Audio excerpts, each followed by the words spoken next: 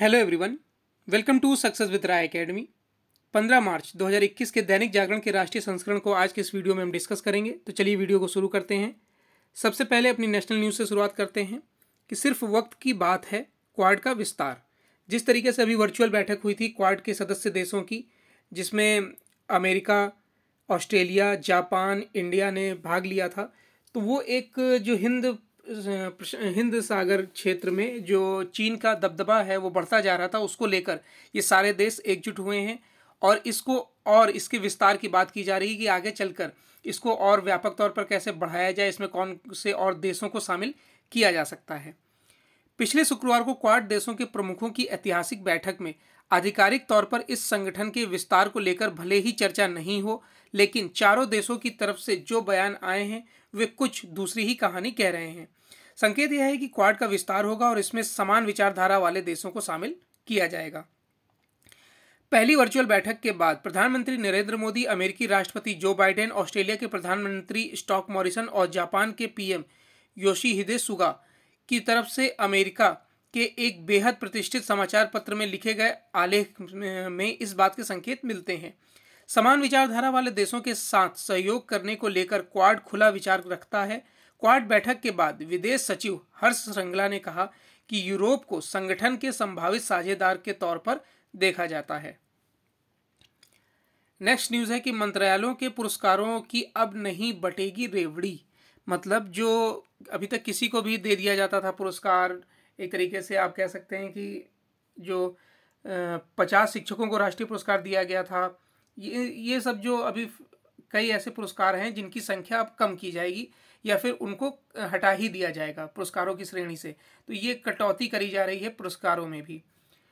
पुरस्कारों को लेकर केंद्र सरकार के मंत्रालयों के बीच होड़ अब खत्म होगी। चयन की प्रक्रिया भी अब और सख्त होगी।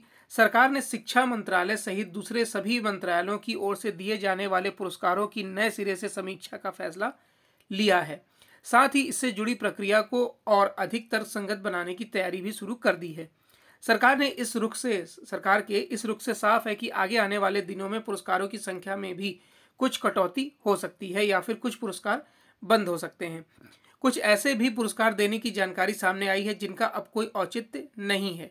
सरकार ने ऐसे पुरस्कारों को चिन्हित करने का काम भी शुरू कर दिया है।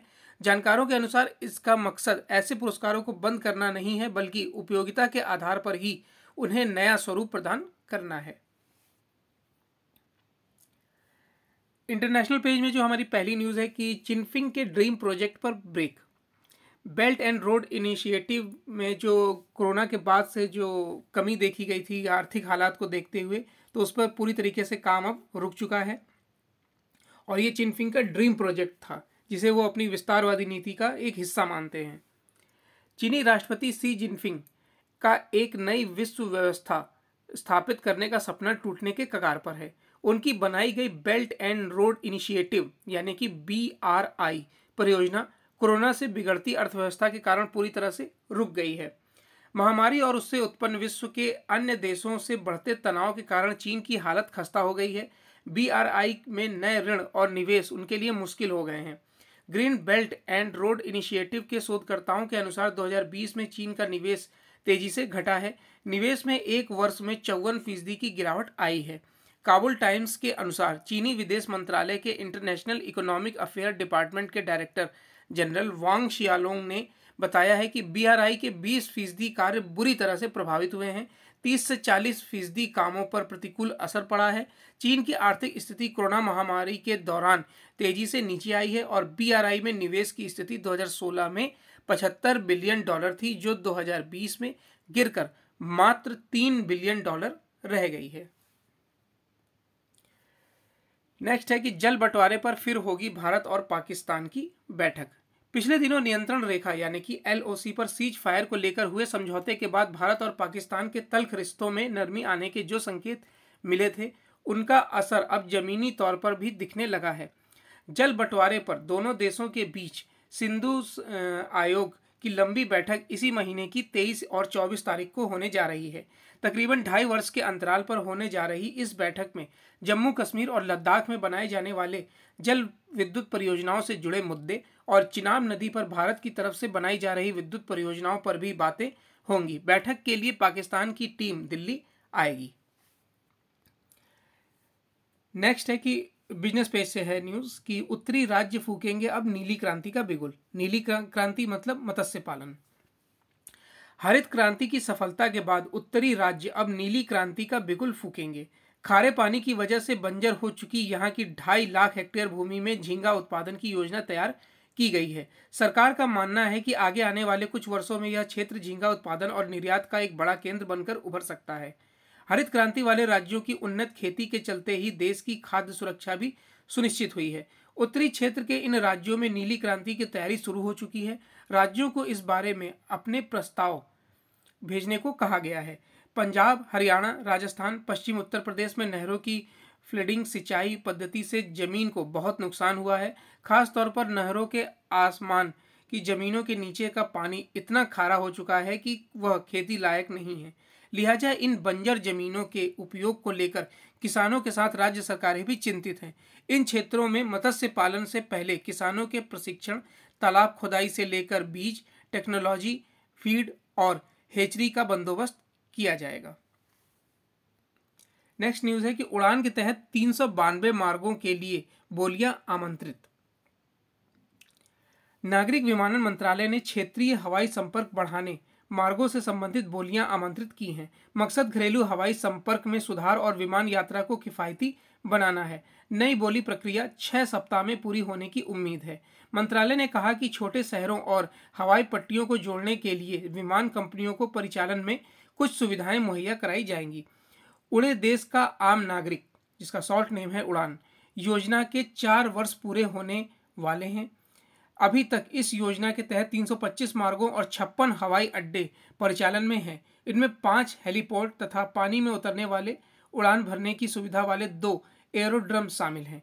केंद्र ने आज़ादी का अमृत महोत्सव यानी इंडिया एट 75 की शुरुआत के मौके पर उड़ान 4.1 बोली प्रक्रिया के तहत करीब 392 मार्गों का प्रस्ताव किया है।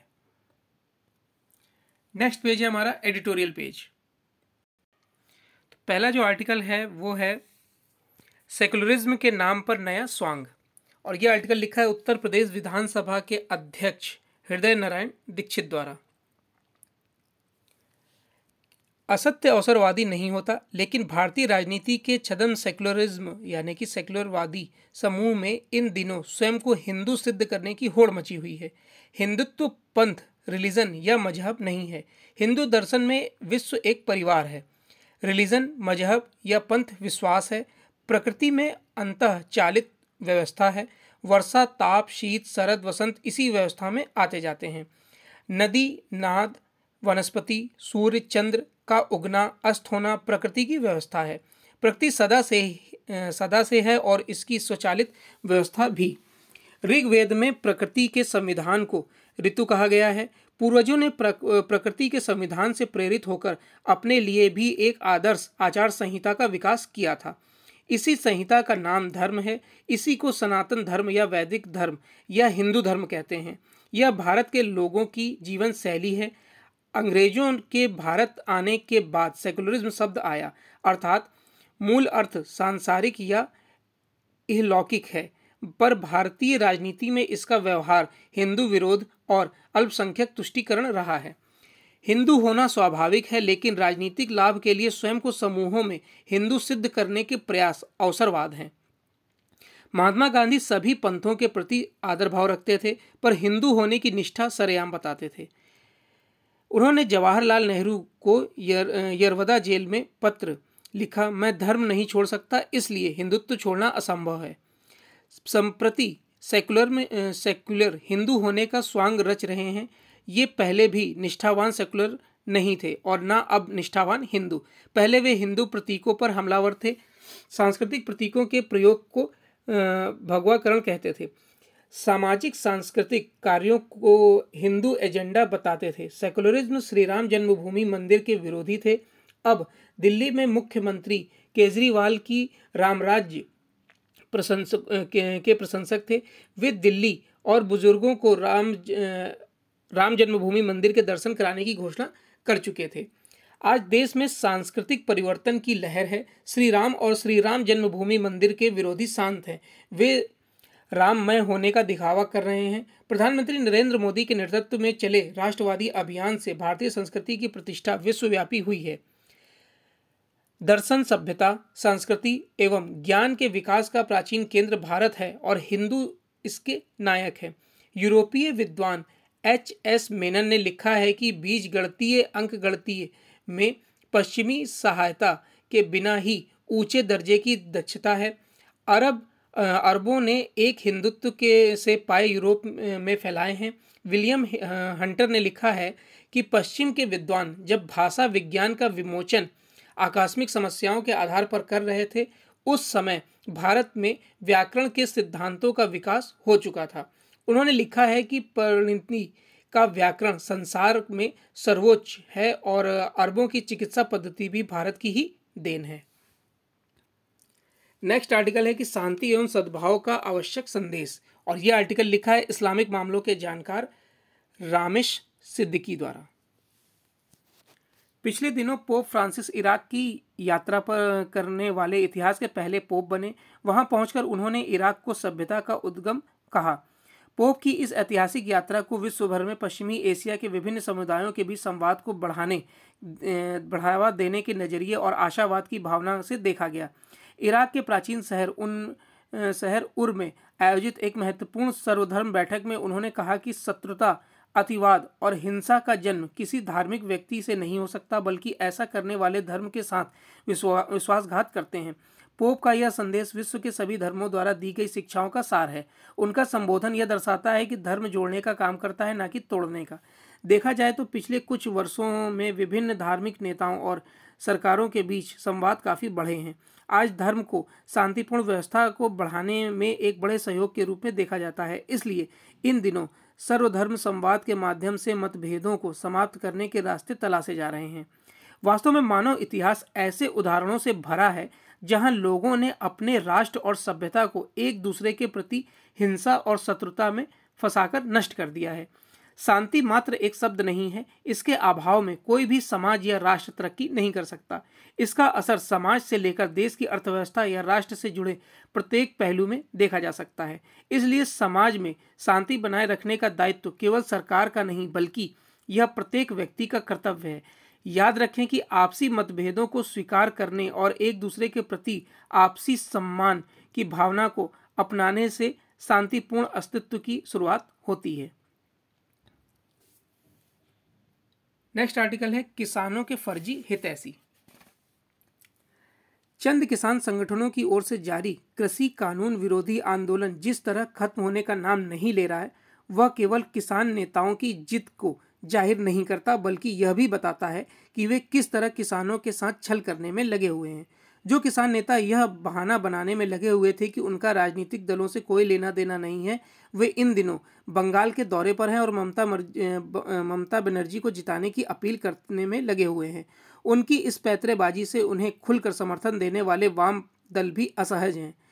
यह तो समझ आता है कि किसान नेता चुनाव वाले राज्यों में पहुंचकर भाजपा को हराने की अपील करें, लेकिन किसी के लिए भी यह समझना कठिन है कि आखिर वे बंगाल पहुंचकर उस ममता सरकार की पैरवी कैसे कर सकते हैं जिन्होंने संकीर्ण राजनीति के कारण अपने राज्य में किसानों को किसान सम्मान निधि से वंचित कर रखा है।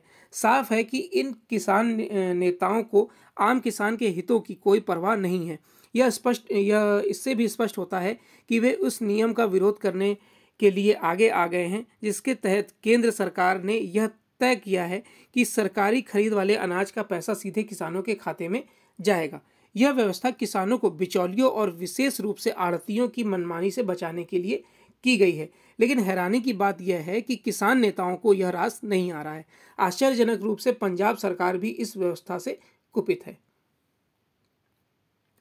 नेक्स्ट पेज है स्पोर्ट्स पेज।